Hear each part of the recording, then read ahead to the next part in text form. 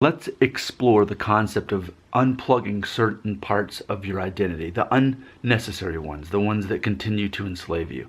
Now, this has already been brewing in me steadily and slowly for years, but what really helped me realize it is this past week when I watched a new documentary on Netflix called Jim and Andy, and it's Jim Carrey looking back to 1999, the year I graduated high school, when he made the movie Man on the Moon.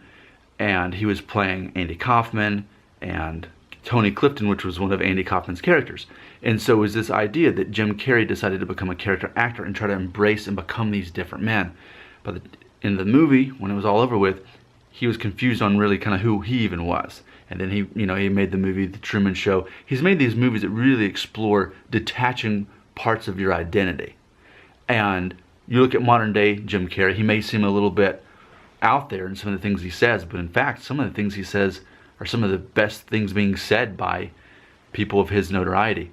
Now, unplugging parts of your identity, I want to talk about that. That's what this video is about. So imagine this. There are certain institutions and ideas in your life that you pay homage to. You pay mental taxes to. You spend your time and energy and worries on certain things. And I think the thing is, you don't realize it.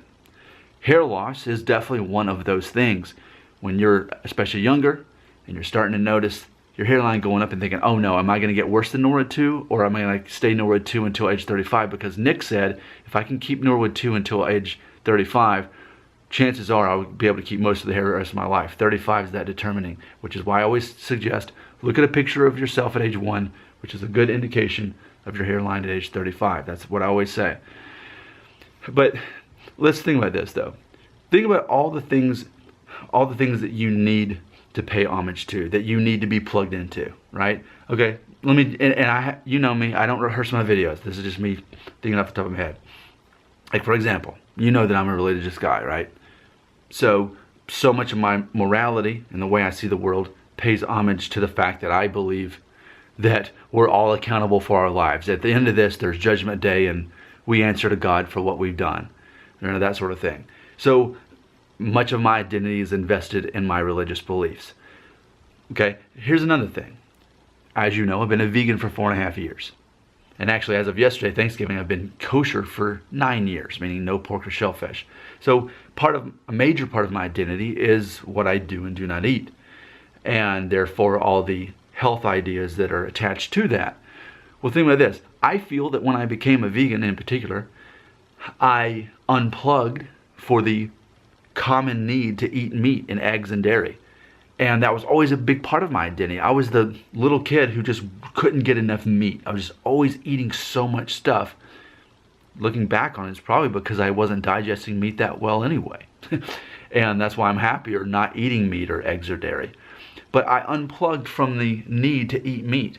And I feel enlightened because of it. I was like, oh, I never needed that to begin with. Look at me. I'm still alive and well, and no meat, eggs, or dairy for 4.5 years.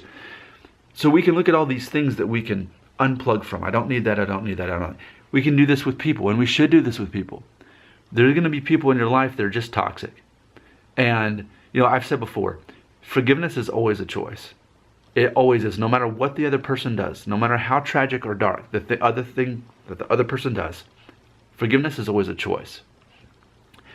If you choose to instantly forgive everyone all the time, it unplugs you from that need to hold a grudge against other people. It gives you enlightenment. So there's so many things that we can just unplug. I don't need that in my life. That person, it's not that I've got a grudge against them. I'm just not going to make an effort to have them in my life if they're toxic to who I am and my identity. And it goes back to that concept I've told you before about identity protective cognition. If you are so engrossed in a belief system and someone tells you something otherwise, it only reinforces what you already believe. And I think what I've done is I've sort of detached myself from those to the point where now no one can offend me. I don't allow them to. They don't affect my emotions.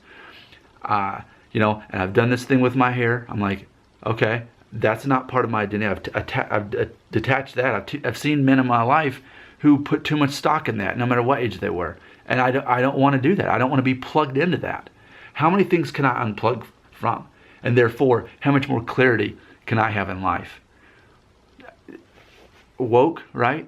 Is that the term for this to some degree? But this is where I'm going. This is where I'm headed, and I definitely invite you to join me.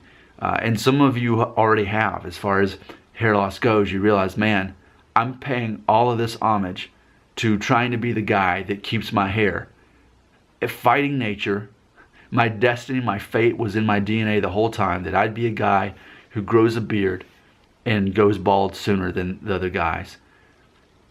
But see, that's staying plugged into something, trying to hold on to something that wasn't meant to be yours this long, and it's a matter of letting that thing go.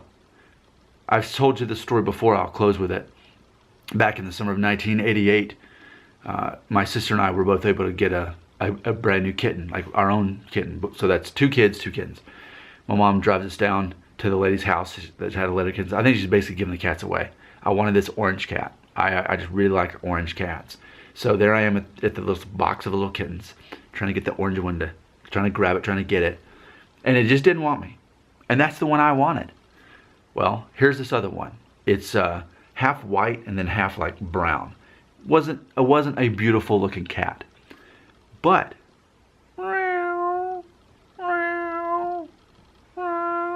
it came up to me. It liked me. My mom looks down and she says, "Nick, why don't you get the cat that comes to you? That's the one that likes you. Why don't you get that cat?" And I did. And I named him Gabriel, like the angel. So that is a very important story. As far as choose the cat that comes to you. As far as the things in your life, if it's not part of who you are, why keep grasping for it? If I wasn't meant to keep my hair, I'm not going to keep grasping for that. I'm unplugging that from my identity. What else can I unplug from my identity? You know me, libertarian. I think it's ridiculous that American politics mean that you have to either choose to be a Republican or a Democrat and then think that the other side is an idiot. That's ridiculous. I unplugged from that system. I'm not about identifying with just one political party and thinking the rest of America is an idiot. That's not how I work. I'm unplugging. I'm becoming enlightened.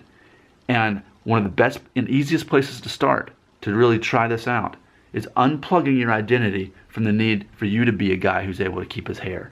Unplug.